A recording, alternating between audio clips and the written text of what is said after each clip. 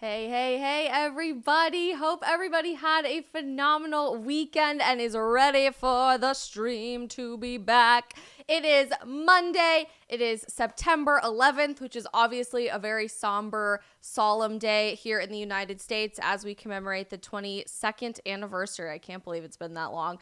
Of 9/11, the September 11th, 2001 attacks in New York and Washington, D.C., and in our airspace on planes. We are continuing to be just so devastated for the loss of life, and we're going to talk a little bit about 9/11 today, but have a lot to talk about in terms of where 9/11 has brought us to today as well when it comes to extreme government overreach and why that's something that we all should be concerned about. So lots to unpack on the stream today. Even though it is an incredibly solemn and sad day, I think it's important that we discuss everything looking forward, not just backwards as well, because 9/11 continues to have such a huge impact on American politics as well as global culture as a whole. And I know you guys are all going to want to continue weighing in very important ways in our live chat throughout the stream today. We're going to kick things off by saying hi to everybody in our chats. So if you haven't already, introduce yourself or let us know where you're watching from. I know we have a lot of new viewers on all of our platforms, so it's great to get to know you. This is a true live stream, meaning it is 3:24 p.m. Eastern time. I am live from Miami, Florida, here to interact with you guys and start a great conversation on our little corner of the internet today. And we try to build as much of a sense of community as we can here on the stream so that you guys can get to know each other as well as me getting to know you. So go ahead and introduce yourself. Let us know where you're watching from, and especially if you are new, over in our live chat off to the side. And as we are jumping in, ready to talk about all kinds of very important things today, want to make sure we give a huge shout out to our first of two sponsors of the stream today. First being Public Square. You know them, you love them, we absolutely adore them. Public Square is an American network of more than 65,000 small businesses all across the U.S. that are all pro-life, pro-family, and pro-freedom. Public Square has been working with me as an influencer and content creator, for over a year and a half now, really long time. So it has just been the biggest pleasure to see their business continue to grow and make such a huge impact in helping people become conscious consumers in supporting businesses that share their values. Everything from clothes to jewelry to food to tax people and lawyers and hairdressers and everything you can possibly imagine. You need to be finding them on Public Square to continue changing the market of ideas and products alike in America. You can check them out on publicsq.com or download their app, which is the easiest, most user-friendly way to use the platform. And they're actually rolling out in-app e-commerce so you can check out from multiple stores, kind of like Amazon's app here very, very soon, they've announced. So super exciting. You can download their app on the App Store or Google Play. Public SQ. Again, that is Public SQ. Let's shake things up a little bit today and start saying hello over on Rumble, where we've got some pretty good viewership already. Rumble, you guys have been so phenomenal. I know over there's kind of a lack of an actual algorithm, so it really depends on every single person actually watching, hitting the like, the thumbs up button, and following the channel that you are watching. You guys have just blown up this channel as of late. We had no growth for a really long time. We officially hit 3,000 followers on Rumble, and we've had tons of viewership on all of our streams, hundreds of thousands of views. So I'm really excited about that and excited to say hi to all of you guys. Your daddy is watching. The Glock fanboy is here on Rumble. Hiccup has a cute little smiley face for us in the chat. We've got Tugger, we've got Caleb watching, and more. You guys are the best and can't wait to see Rumble continue to grow. Over on YouTube, Alexandra is in Idaho, the Idaho, one of my favorite places on earth. I was born there, grew up there for a few years, still one of my favorite places to run away to. I hope you enjoy your vacation, Alexandra, and thanks for tuning in. Dutch Canadian is watching from Holland. As usual, you are the best, Dutch Canadian, for always tuning in. G-Fact and Joshua are watching. Nintendo Fan is here. Peter Van and the Fredster are watching. And in the chat, Amplified Truth, Geeky Tube Gaming, HWD, Jacinta, Christopher, good to see you guys. I'm so glad that you guys are here. We've got over on Getter, everybody tuning in. Nitty Witty, Kelly, that guy, Joe, Wrencher, and more. And of course, the Locals gang, Alex, Crazy Cat Lady, Mountain Lover, Sabina, M-Rock, Becca. I'm so glad all of you guys are here and ready to kick off a phenomenal week. I told you guys on Locals last week If you guys tune into our post-stream Q&As over on Locals, which are thebomb.com, by the way. Just very, very fun for us to spend some time together. I told you guys last week that we had some really exciting guests coming on the stream this week. I don't know if I want to give everything away quite yet, but we've got a really star-studded lineup for guests on the stream this week, working on all kinds of really exciting stuff behind the scenes in terms of some exciting content and lots of fun announcements coming your way about things outside of the stream very soon as well. So keep yourselves on the edge of your seat. I've got a lot to tell you about things that I've been working on, content I've been working on, things that I've been writing. We are like right on the edge of announcement season for all kinds of stuff I've spent a long time building behind the scenes, and I know you guys are pumped to hear all about it. So you might just have to jump over to the Locals post-game Q&A after the stream today if you want a little bit more insight. I tend to announce things a little prematurely over there if that piques your interest. But speaking of piquing your interest, we've got a lot to talk about on the stream today, and I'm sure you clicked on this title because you are fascinated to learn about what is going on in California and New Mexico. As we are jumping into these two really big stories that I think are criminally underreported by the mainstream media and deserve a lot more attention, I do just want to say that I am just as sad, I think, as every American today. I've just kind of had this weird energy today, and I think probably every American does on this 22nd anniversary of 9/11. I barely remember September 11th. I was 4 and just remember being at home all day. My parents didn't go to work. We had the TV on all day, and it's very, very fuzzy memories, but it is somewhat there. I had a friend who was growing up near Manhattan at that time who, at the exact same age, we have almost the same birthday, remembers everything. So I think a lot of it had to do with just your situational location and how it impacted your family in particular. I'm obviously so unbelievably blessed that I was not in New York on 9/11 and that I really have fuzzy, hazy memories of it, and it didn't impact my direct life too much. But I think it's just so interesting being a Gen Z content creator and being one of the oldest members of Gen Z, born in 1997, that we are the last people that are going to actually remember 9/11, even if it is a fuzzy, hazy memory. Like my middle sister was born in 2000, so she was an infant, has absolutely no recollection of what happened. My youngest baby sister, who's going to be 21 this week, which is very exciting, was born in 2002, and so she has absolutely zero recollection of anything that happened, obviously because she was born after the horrible tragedy took place. And I think it's just become more and more important now more than ever, this whole never forget mantra that we repeat every September 11th.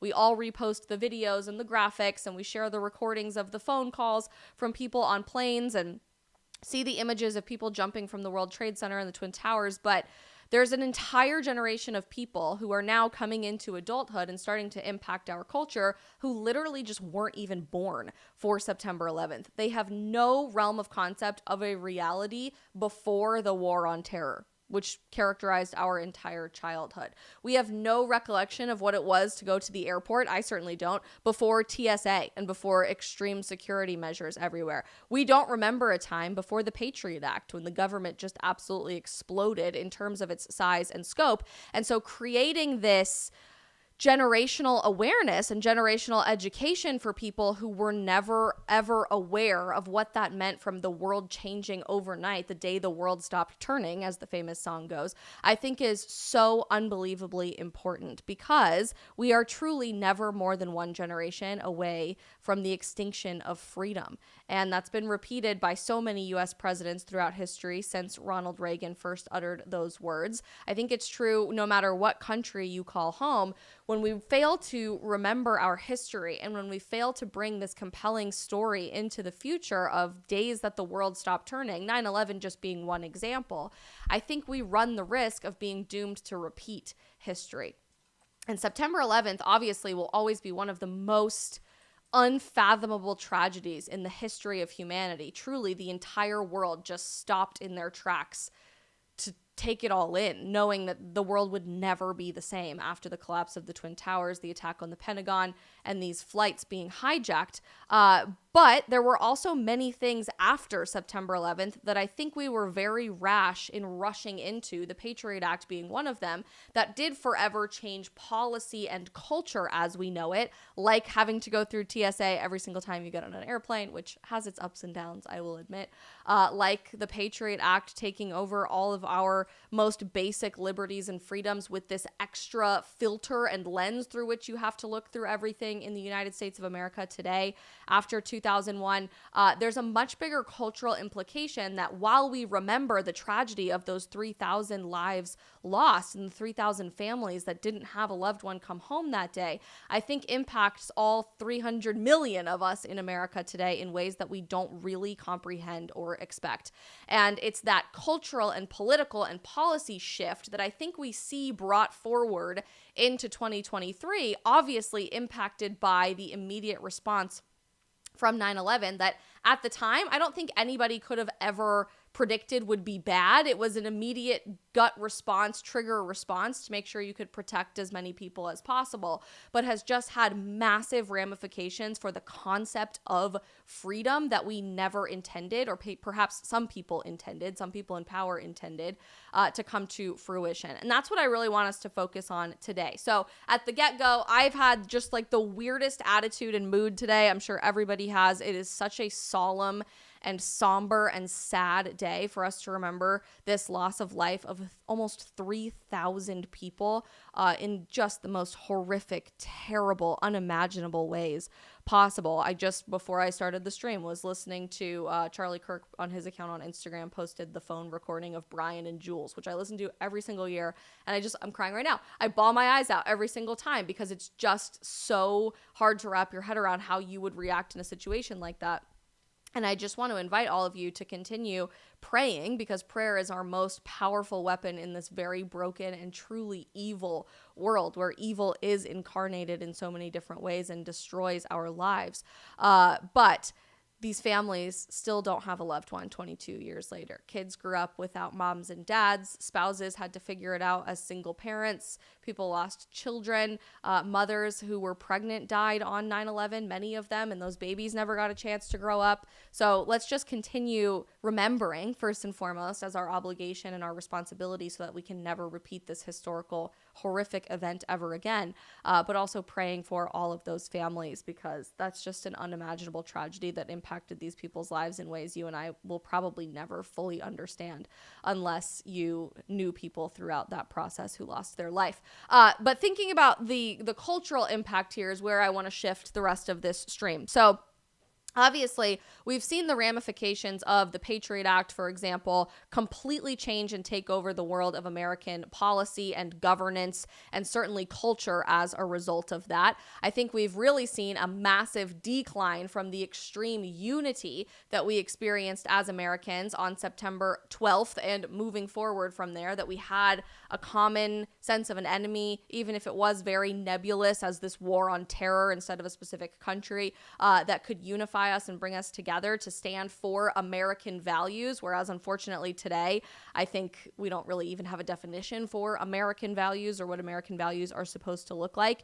And obviously, we are starting to see this heightened sense of government encroachment on our most basic civil liberties in the name of safety become this repeated mantra that started, I believe, in 2001 and has completely overhauled itself to grow like a snowball rolling down a hill over and over and over and over again over the last 22 years. The most glaring example of which obviously happened in 2020 when we completely shut down the world because of a common enemy that was something that we all had to wrap our head around and we were afraid of, and so we willingly gave some of our liberties and freedoms up in exchange for the perseverance of safety in our minds, I guess, even though that was kind of a facade and an image that we all struggle to unpack still to this day, almost 4 years later, which is absolutely asinine to me. So we obviously saw that in 2020 when people were closing their small businesses, churches were being shut down, you were being told whether or not you could even go outside or visit your family members, or how hard it was or easy it was to travel for you based on certain characteristics of certain things that we don't really want to talk about because we don't want to get censored on the internet. But that's the most glaring example. But I think we see other examples continue popping up left and right all the time.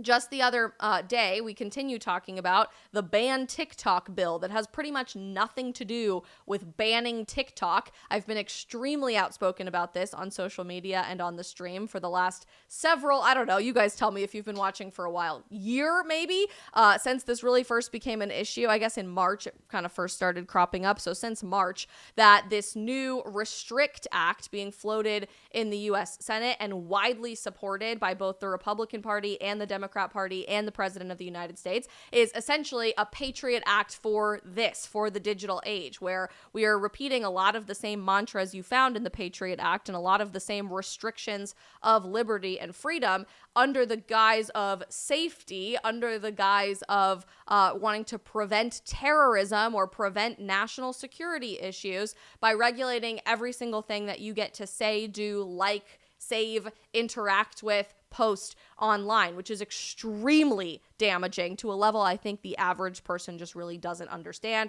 We've unpacked the Restrict Act day in and day out on the stream, and I'm sure you guys can go back and watch any one of those videos again because we don't really have time to go through it today. But I think more importantly, and even bigger than all of that, what we've really seen since the Patriot Act's passage, and what we've really seen in a shift of government attitude, I believe, since 2001, has been this undying need for the government to supposedly protect us in any way, shape, or form by any means necessary from this unidentifiable lack of safety. And this is the perspective and the lens that's been put forward for every single problem that we've experienced in the modern age. The only solution to any problem is to hand the reins completely over to the federal government and let them handle it, which obviously, if you know anything about reality, you know is just the opposite of anything that would actually be effective in helping people's lives. In the great words of Ron Swanson, he has a joke for Leslie in that the government is efficient and spends your tax money well. Ha ha ha ha ha ha. Great joke, iconic, long live Ron Swanson. And I've seen this applied to not just political issues now, but cultural issues as well that are supposed to be objectively protected against government tyranny, protected from government encroachment and overreach. And we see two really glaring examples of that this week in American politics that are quite different from one another, but really go back to the same root problem that our political and cultural system has been set up to entirely take over your life. Not just who you vote for, not just how you vote, not just what law says you have to do this or that with your business or tax code or whatever, but your life entirely in and of itself. Obviously, the most glaring example of which being the family unit. And I've seen nothing but an objective, all-out affront on the nuclear family in American culture since the rise of BLM Inc. in 2020. They, after receiving a ton of pressure, actually ended up removing from their website, but had on their website for a very long time a call to end the nuclear family or abolish the nuclear family. There's a feminist author named Sophie Lewis across the pond in the United Kingdom who actually wrote a manifesto that she published as a book called Abolish the Nuclear Family. The President of the United States has said over and over again that these are our children, not your children, our children, which has been echoed not just from Joe Biden, but into the mouth of the Vice President, surprisingly stringing together an actual sentence that was coherent enough to understand, saying that these are our children, these are our community's children. And this mantra I just see over and over and over again. So although this might not be a constitutional right, your right to autonomy and governance over your children and your nuclear family unit is all of a sudden being stripped away and attacked by the government specifically. And I don't want you to just think this is radical BLM activists or Marxist activists or crazy feminist authors. The government is coming after your children in the exact same way and fashion that we've seen happen in Canada. Many of you guys are watching from Canada, where you can get custody of your child taken away from you if you don't agree with your child's gender identity. This is now being put forward in the legislature in states like Washington and has already passed the state legislature this week in the state of, you guessed it, California, which honestly, if you still live there and you are a parent and you want to rationally raise your children, I don't know how else to tell you this in a really kind, loving way, to GTFO. Like, why are you still there? I have no realm of concept for how you can continue raising kids in a system like this. I could never, ever, ever do it. But California this week joined the chorus of states that are trying to emulate nations like Canada in removing custody of your children if you don't agree with their gender identity that, let's face it, was probably taught to them in their public elementary school. And too often is happening behind parents' backs, like just happened in California, where there was a major court settlement, I think of like $100,000, you guys might know better than me, of a parent who sued the California school district her daughter was going to school in because behind her back, they were transitioning her daughter to use male name, pronoun, clothing, etc. At school, and her parents never ever knew when they dropped her off and picked her up from school every day. So this is now escalating in that there's a law that was just, or a bill that was just passed, it's not yet a law, on the desk of Governor Gavin Newsom in California this week that would allow California courts, especially family court, this is important, to weigh the affirmation of child's gender identity in custody cases over custody battles of children.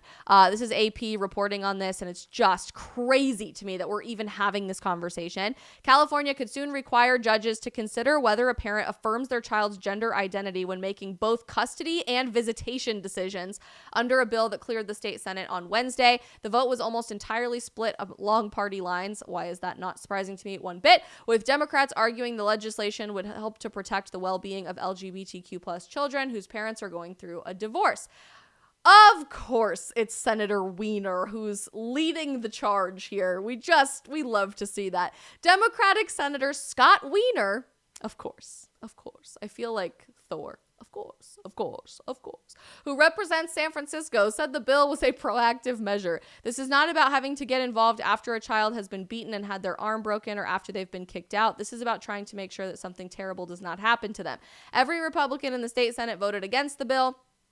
One particular senator argued that lawmakers were interfering too much with how parents choose to raise their children. Yeah, I'm glad somebody said it. I don't really think that's an argument.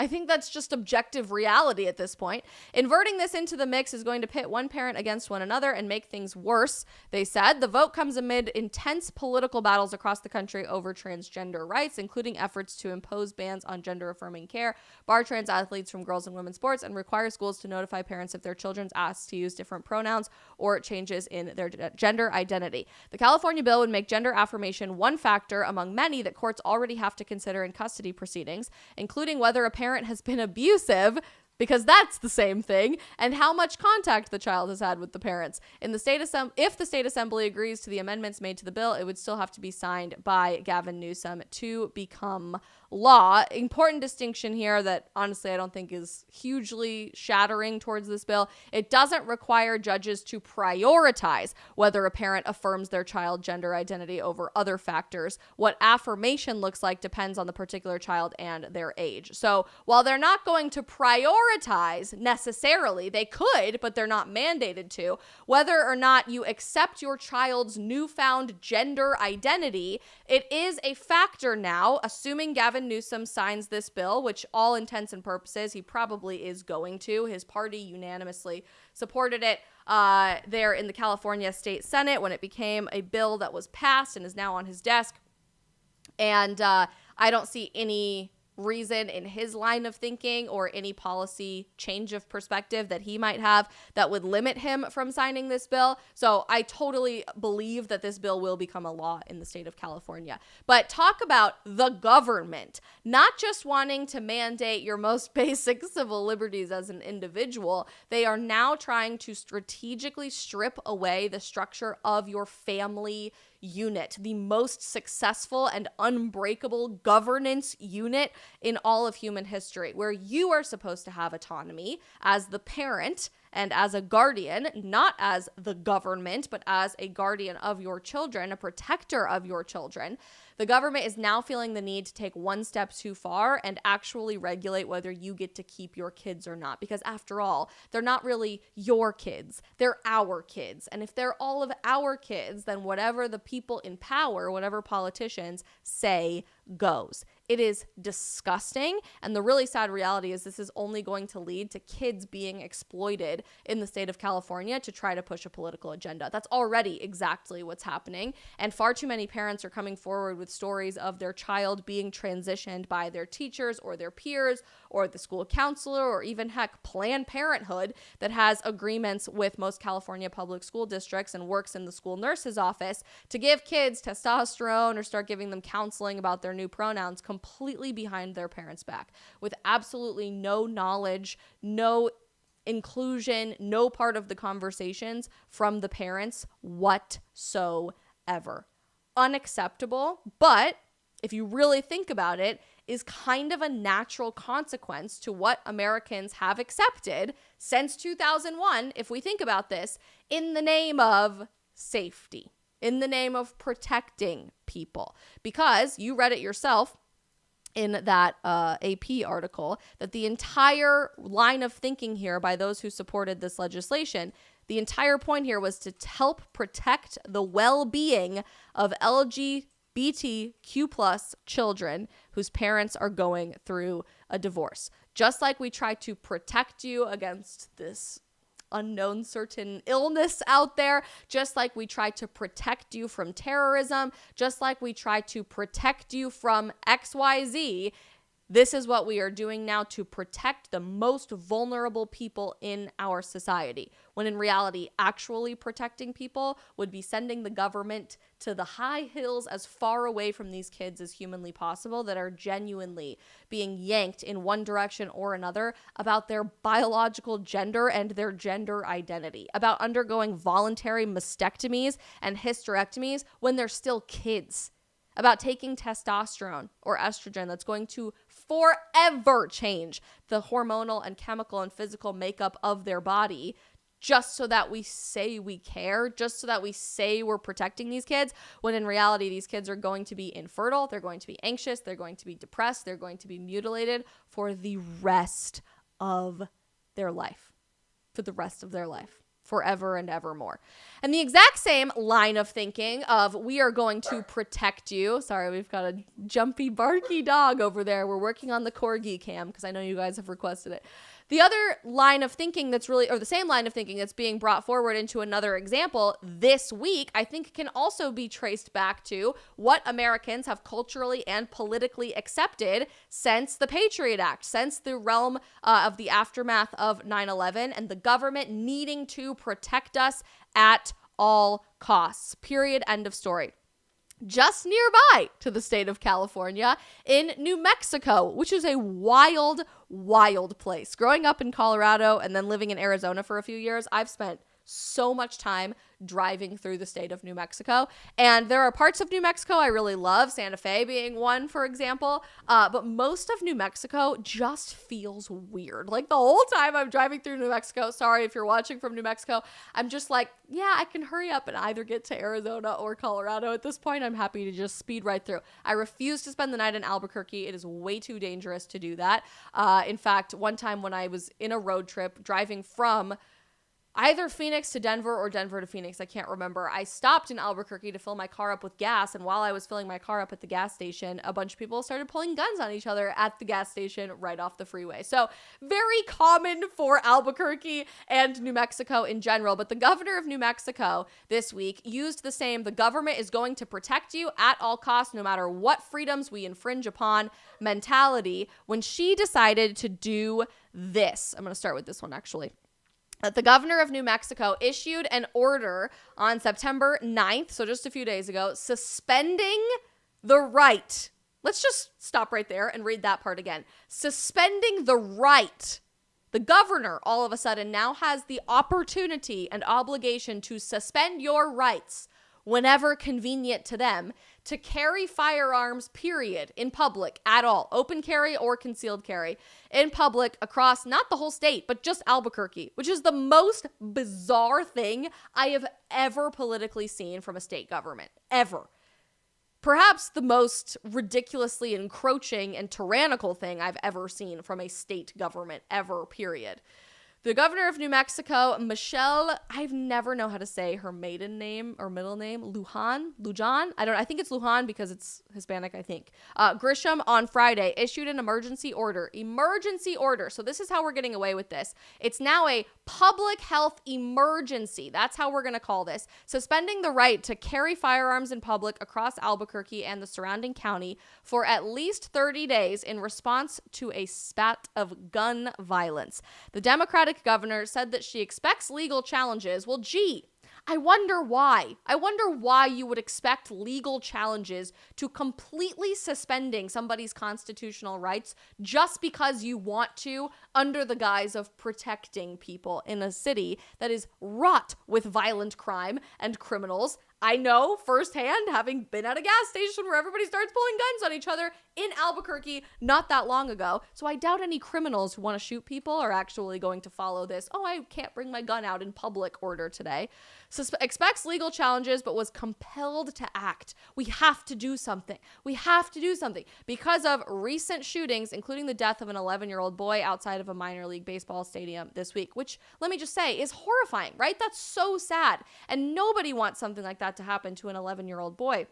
But Albuquerque is not new to the violent crime scene, and suspending people's constitutional rights, particularly if they have a permit to conceal a weapon for their own self-defense, to conceal a firearm for their own self-defense, which is a thing in New Mexico. You can get a permit and conceal carry a weapon.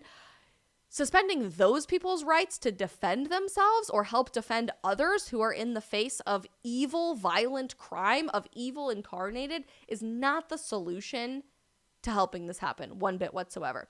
The governor said state police would be responsible for enforcing what amount to civil violations. The police chief in Albuquerque luckily has said he just won't enforce it. And the county sheriff, John Allen, says that he's uneasy about it because it raises way too many questions about constitutional rights. Well, thank you. Thank you that we have some people with a brain. The firearm suspension, classified as an emergency public health order, applies to open and concealed carry in most places from city sidewalks to urban recreational parks. The restriction is tied to a threshold for violent crime rates currently only met by the Metropolitan Albuquerque. Police and licensed security guards are exempt from the temporary ban. Must be nice to be a governor surrounded by armed police taking care of you in a super violent city wrought with crime, with criminals who don't care if they break the law or not, you moron. And then tell all of the other law-abiding citizens, nah, no safety for you.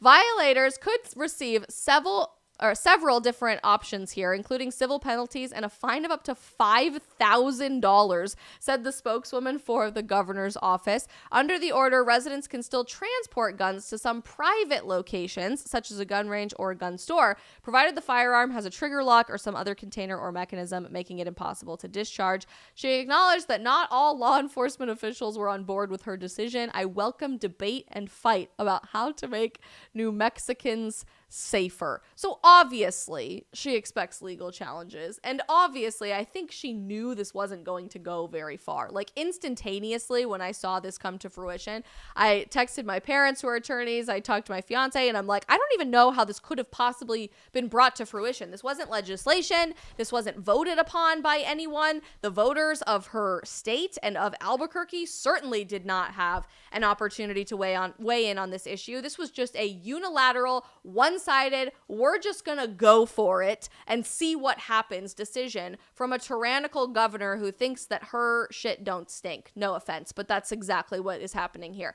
And I thought to myself almost instantaneously, I think they know that this isn't going to go very far. I think they know that almost immediately they're going to receive lawsuit after lawsuit after lawsuit about this, and it's not actually going to go into effect in Albuquerque or anywhere else in the state of New Mexico for that matter.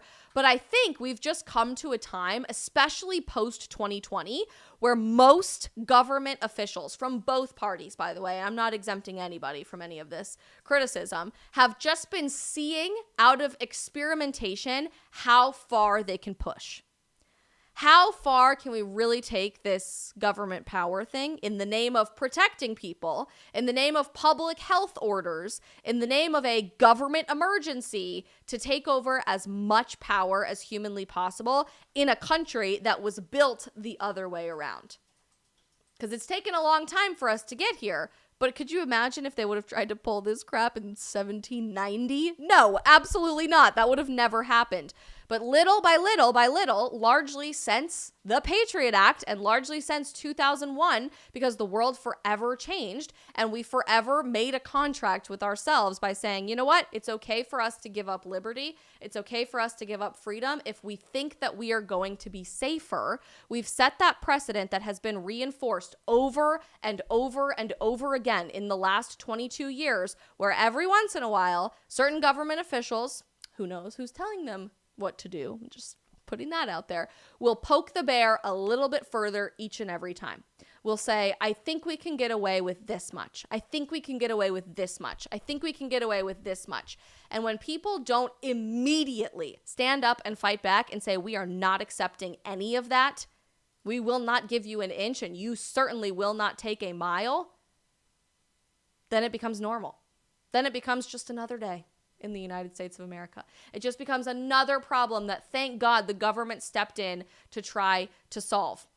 But here's where things get actually really crazy. So she obviously says, I expect a lot of legal challenges to this. But in the midst of her announcing that this was even going to happen, this was what she had to say about it happening at all. Yeah. But your point is valid. You took an oath to the Constitution. Isn't it unconstitutional to say I don't know why our audio is exercise your carry license? It is. Here we with go. one exception, and that is if there's an emergency, and I've declared an emergency for a temporary amount of time, I can invoke additional powers. No constitutional right, in my view, including my oath, is intended to be absolute. There are restrictions on free speech. I'm sorry. Did you hear that? We're just going to start this video over. It's longer than this, but I think we just have to start this video over. So we're in an emergency, she says. We're in an emergency, which is a horrible tragedy, and we never want to be in an emergency, but we are. And in an emergency, I, as one individual, as one human being, your governor, have the obligation and the right, you don't have rights, but I do, to suspend any of your rights because, in my view, and again, we live in a culture where my truth is different from your truth, so her perspective is just as valid as anyone else. In my view, no constitutional right was intended to be absolute. I'm sorry, what? But your point is valid. You took an oath to the Constitution. Isn't it unconstitutional to say you cannot exercise your carry license? Yes, it is unconstitutional to say that you cannot exercise your right, especially when you have a license to conceal a weapon. I am one of those people. I have a concealed carry license from the state of Colorado. I live in Florida now, which has constitutional carry, so you don't need a license. But I've lived in a state where you do need a license, and I went through all of the necessary training and permitting and background checks and all of the above. It took forever to get my license to legally conceal a weapon in public property. All of these people have as well. which is against the United States Constitution and your Second Amendment right to exercise your right to defend yourself. So yes, the guy asking this question is exactly correct. With one exception, and that is if there's an emergency. She says, with one exception. Yes, that's constitutional for you to do. With one exception, if there is an emergency. I'm sorry. I missed that day in constitutional law class because I'm pretty sure the Constitution is absolute. It doesn't matter if there is an emergency or not. Your constitutional rights, particularly in the Bill of Rights and in the amendments to the Constitution, it doesn't matter if there's an emergency or not. Arguably, there's no emergency on earth that warrants the removal of any of your constitutional rights. Your right to vote, your right to freedom of speech and freedom of expression, your right to defend yourself. Tell me any emergency that remotely makes sense to remove any of those rights. And I've declared an emergency for a temporary amount of time, I can invoke additional powers. No constitutional right, in my view, including my oath, is intended to be absolute. I just want to vomit every time I hear this woman say that. Like, my blood pressure is through the frickin' roof. Restrictions on free speech. There are restrictions on my freedoms. There are restrictions on free speech when you're trying to kill someone. That's what the restriction on free speech is. But okay, it's fine. This emergency, this 11-year-old, and all these parents who have lost all these children, they deserve my attention to have the debate about whether or not in an emergency we can create a safer environment. Because what about their constitutional rights? I took an oath to uphold those too. And if we ignore this growing problem growing problem of violent crime, by the way. Growing problem of someone committing homicide, which is against the law. So I don't see how removing anyone's constitutional rights is going to halt violent crime. People who don't care if they break the law or not. Being bold, I've said to every other New Mexican, your rights are subrogated to theirs. That's what you just did, though. Like, you just did that. You just gave the middle finger and a slap in the face to every single person living in Albuquerque and the surrounding county. That the rights of criminals, the opportunities for criminals who don't give a shit if they break the law or not, they're going to try to commit homicide, and they're going to try to commit armed robbery, and they're going to try to unalive people anyway, okay? They don't care what is legal or what is not. You just affirmed to every single person living in Albuquerque and the surrounding county that those people's rights and lifestyle matters more than theirs. That's disgusting and tells me everything I need to know about your agenda as a politician. And they are not, in my view. Wait a minute, okay. You're talking about crimes. There are already laws against the crimes, so how... I want to be best friends with this man asking the questions. He is a genius. I got it, but again, if I'm unsafe... There it is. Safety, right? If I'm unsafe as an individual, the government has to do something, which we have accepted as the American electorate ever since the Patriot Act, by not pushing back then, as the new norm that has become like a snowball and gone down the mountain with more speed and ferocity in the last 4 years than anything I've ever seen. When we are unsafe, whose job is it to fix it? Who am I relying on? Who am I comfortable sacrificing any of my civil liberties and rights to make that happen? The government and the government alone. Who's standing up for that right? If this climate is so out of control... of crime. Somebody should do something. Yeah, they should. I don't know. Prosecute frickin' criminals. Send the DA to actually prosecute these people. Arrest them when they commit these crimes and put them in prison. It's a very simple solution. I'm doing as much as I know to do. I'm doing as much as I know to do. I am the arbiter of what gets to be constitutional or not, simply because I want to try to keep people safe. And isn't that noble? Aren't I a good person for trying to make that happen? Which basically means we don't live in a free society anymore, which I've said repeatedly, ironically, not even intentionally, over the last several weeks on the stream with many of the things that we've been talking about.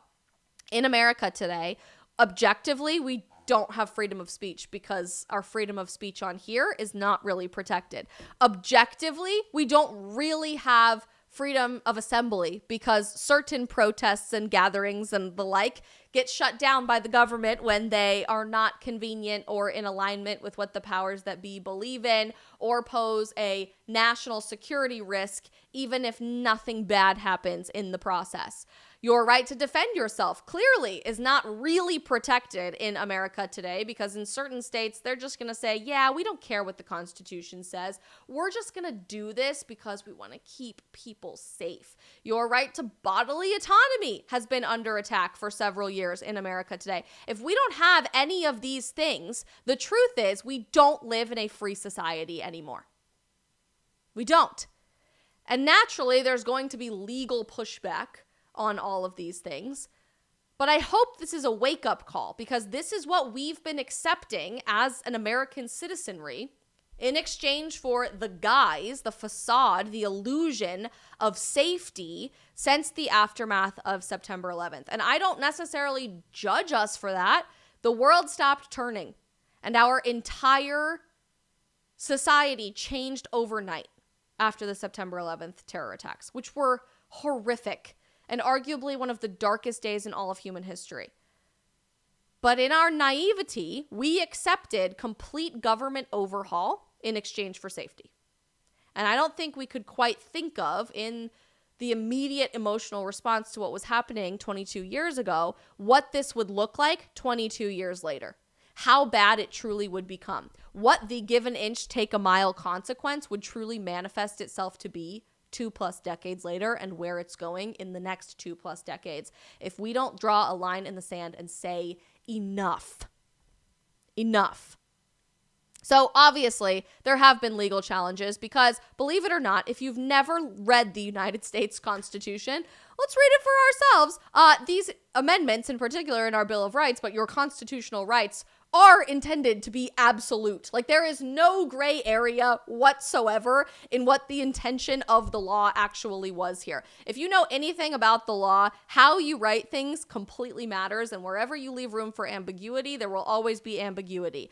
But in our United States Constitution, there is perhaps the least amount of legal ambiguity I've ever seen in my life. We're going to scroll all the way down to our Bill of Rights, the first 10 amendments to the Constitution, because I think this is a great place for us to start.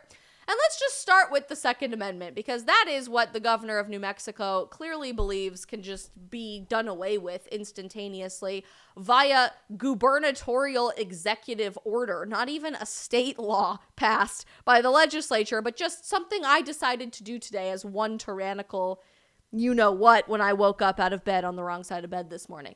The Second Amendment to the U.S. Constitution, which was ratified in 1791, so it's been around for a while, says a well-regulated militia being necessary to the security of a free state, the right of the people to keep and bear arms. We're not talking about cute little fluffy animals that are shaped like friend but are not friend, so do not pet bears. We're talking about bearing as in carrying and utilizing arms. I'm sorry, forgive my youthful ignorance. I decided not to go to law school, even though I was accepted, but I'm pretty sure these 4 words are a legal absolute. Shall not be infringed. I don't see any ambiguity there. I see 0 gray area. I see absolutely negative opportunity for any governor to just on a whim say, yeah, okay, but I disagree with that, so we're just going to get rid of that tomorrow. This is a pretty damn clear absolute when it comes to your constitutional rights, which apparently none of which are absolute in the eyes of the New Mexico governor. The First Amendment, Congress shall make, what does this say? No law. No law. No law. Absolutely none. Arguably, we've made plenty of laws that violate the First Amendment, but we're talking about the intention behind our constitutional rights here. Are they absolute or not?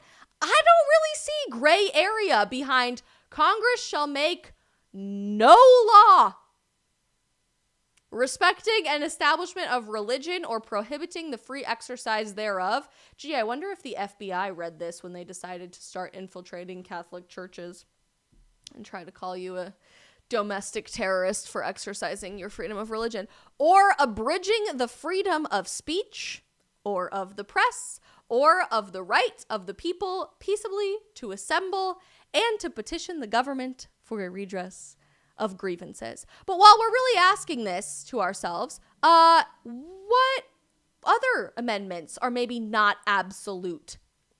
While we're really thinking about it, if the governor of New Mexico can just decide, none of the constitutional amendments in America are actually absolute, so we're just going to get rid of all of them. Or what if every governor in America or every governor of a certain party decided to link arms and say, not bear arms because they don't do that, they just pay other people to do that, but link arms and say, we're just going to get rid of other constitutional amendments that we don't really like because they aren't absolute and they don't fit my agenda in terms of what I'm trying to accomplish here in governance. What if we decided to get rid of the 13th Amendment because it's not absolute, which says neither slavery nor involuntary servitude, except as a punishment for crime whereof the party shall have been duly convicted, shall exist within the United States or any place subject to their jurisdiction.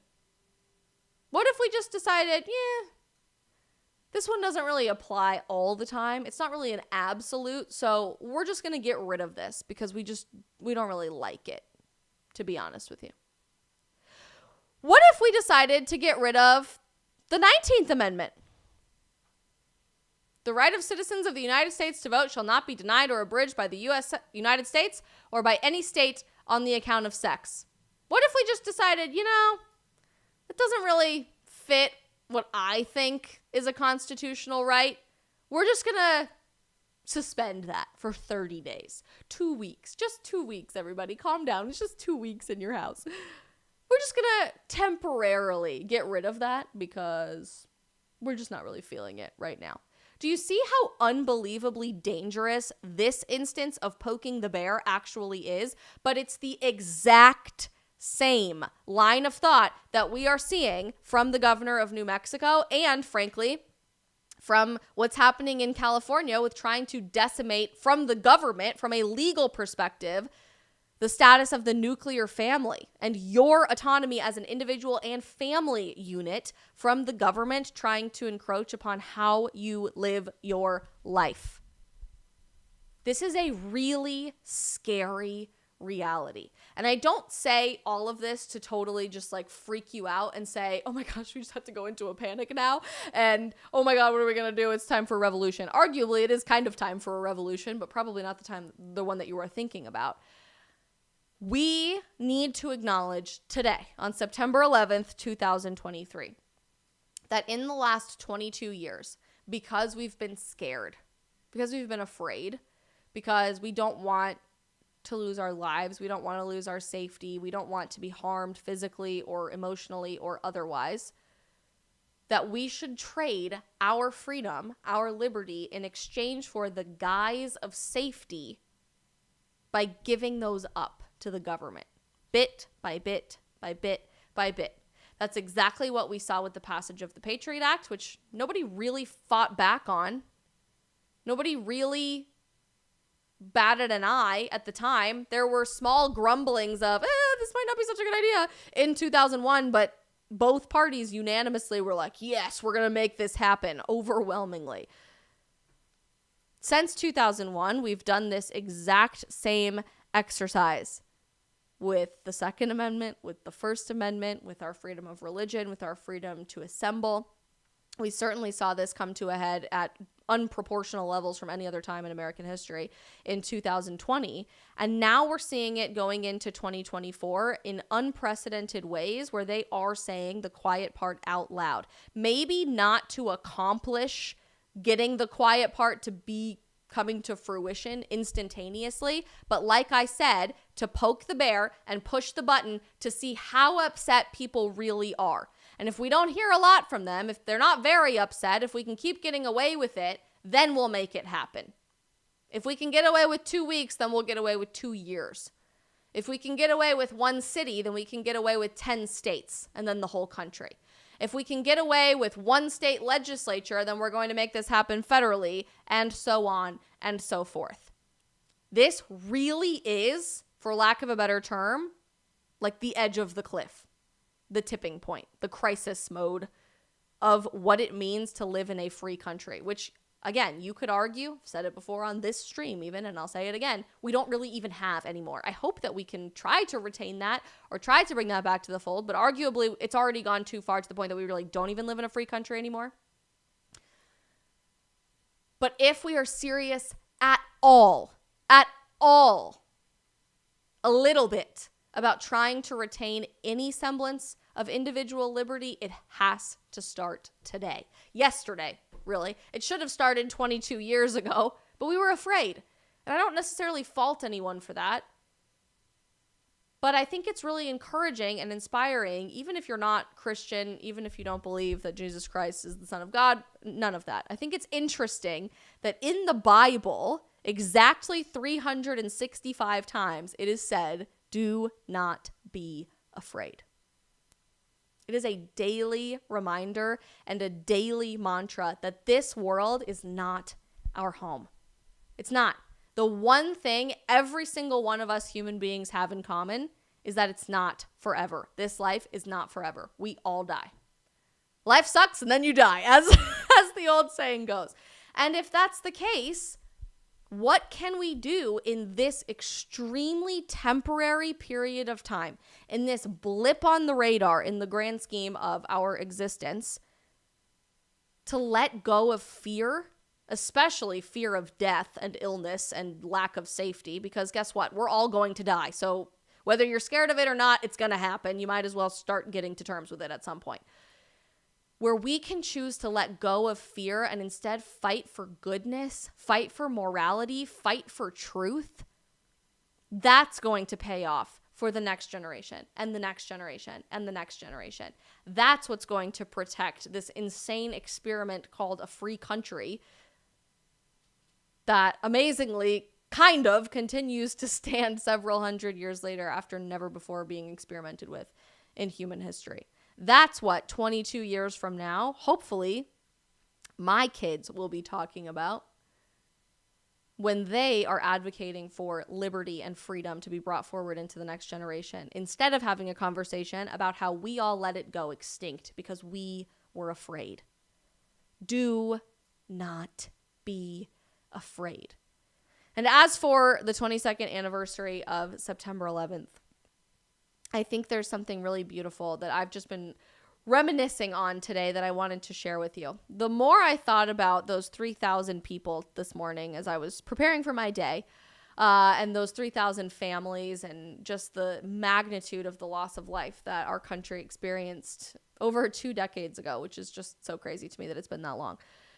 The more I realized that every single one of those people has one thing in common, and that is when they were in the midst of what is easily the most hellish nightmare scenario anyone could possibly imagine on September 11th. They were on a hijacked plane. They were in a building that had been hit by an airplane. They were in the Pentagon as it was completely destroyed by flames and falling debris. They were jumping out of buildings because that would be a more preferable ending to being crushed by the rubble of the World Trade Center. Every single one of those people at their very last moment just wanted to do one thing. And some of them got the opportunity to, on voice recordings or calling people on the phone or writing messages or on sending emails or whatever. They got the opportunity to say, I love you to their family one last time. I mentioned right at the beginning that I was listening to the recording of Brian and Jules, which I do every single year, and every single time it makes me cry. And I'm going to cry right now thinking about all of this. But every single one of those people probably were afraid. Of course they were afraid. But in the midst of like the most intense fear that they've ever experienced, all they ever really wanted to do, instead of embrace their fear, was call the people that they loved and tell them, I love you, one last time. Life is not about fear. It's not about death, although certainly it does come for all of us. It's not about what clothes you wear or what building you go to work in or what car you drive or how much money is in your bank account. Life is about love. It's about loving God and loving others. It's about reminding your loved ones how much you care. And we never know when the entire world is going to come crashing down. For some people, that was this day 22 years ago. literally and figuratively. For some people, that could be today.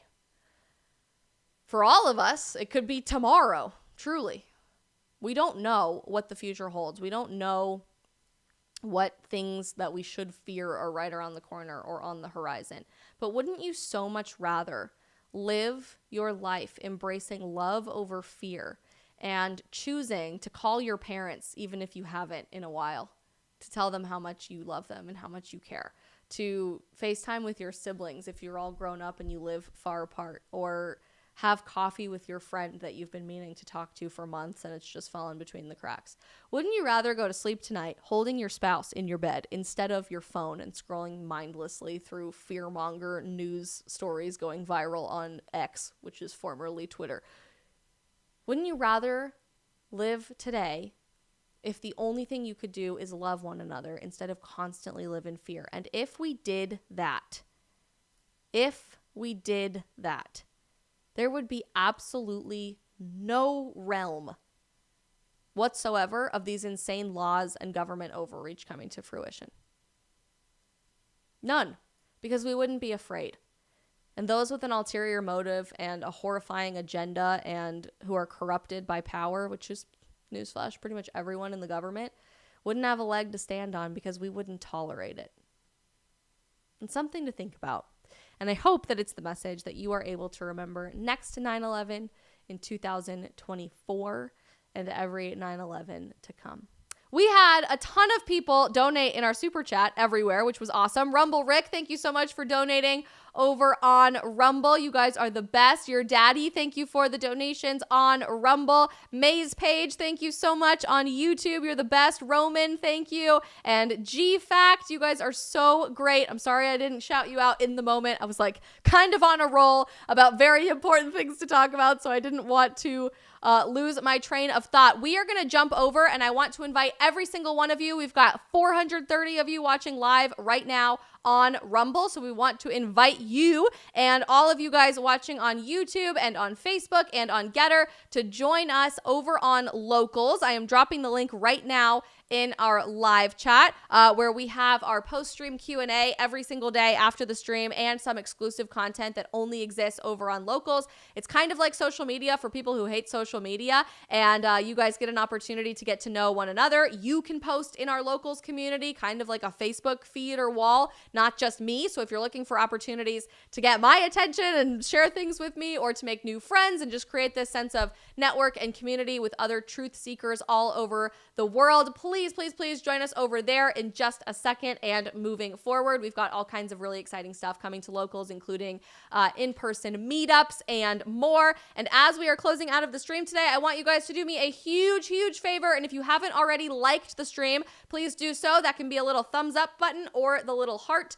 Ring the notification bell so that you always know when we go live or upload a new video. And most importantly, smash that follow or subscribe button on whatever platform you're watching on. We are hitting some really exciting milestones of growth as a totally independent streaming community on YouTube, on Rumble this week, and all of you guys are just so great for helping us continue to grow this community. So smash that follow or subscribe button wherever you can. Before we go, I want to give one more shout out to our other sponsor of the stream today, and that is Ruff Greens. Ruff Greens, if you guys don't already know, is an all-natural human-grade supplement for your dogs to help support their nutrition that's not already found in their food, improving their energy, their joint health, their digestion, their immune function, and more. It's kind of like a little scoop of protein powder, and you just put it on top of your dog's food, and it works absolute wonders to help make their coat shinier, a lot more energy, help them sleep better. When Ruff Greens sent us our first package to try a couple months back,